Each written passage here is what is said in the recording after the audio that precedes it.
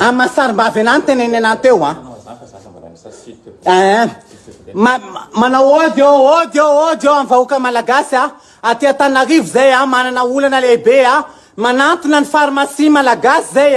tandroany vao mivoaka ny pharmacie zay de voendaka noho ny voendaka zay de nanantona ny bran police anankiray zay misy eto amin'ity toerana ity tena azafady malahelo marary malagasy ty bran police anankiray ity tena azafady io bran police misy anay fa tsy niraisin'ny ty police anankiray ity zay fa zaho ny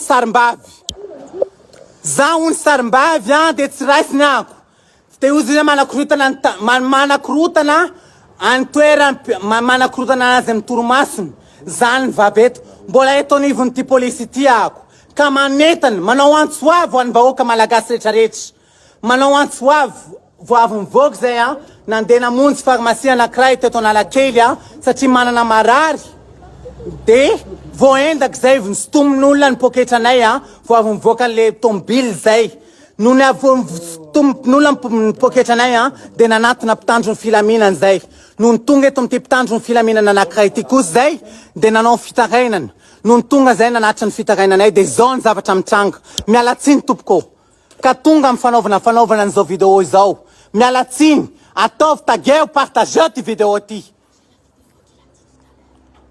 mbola manana an'le vidéo antaneniny teo zay manana nienregistrena namana anankiray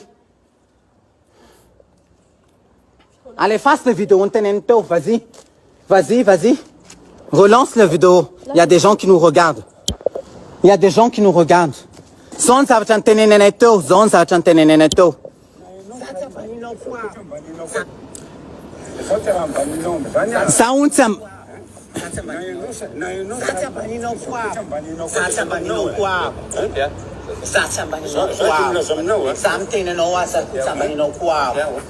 Sa olona zay fa manambany anazy satria manakotabana azy amin'ny toromasina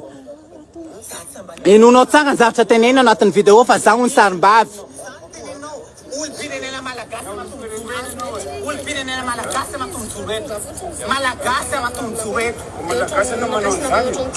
anao komanda malagasy anao mandondolona ny varavarana misy anao malagasy ohatranao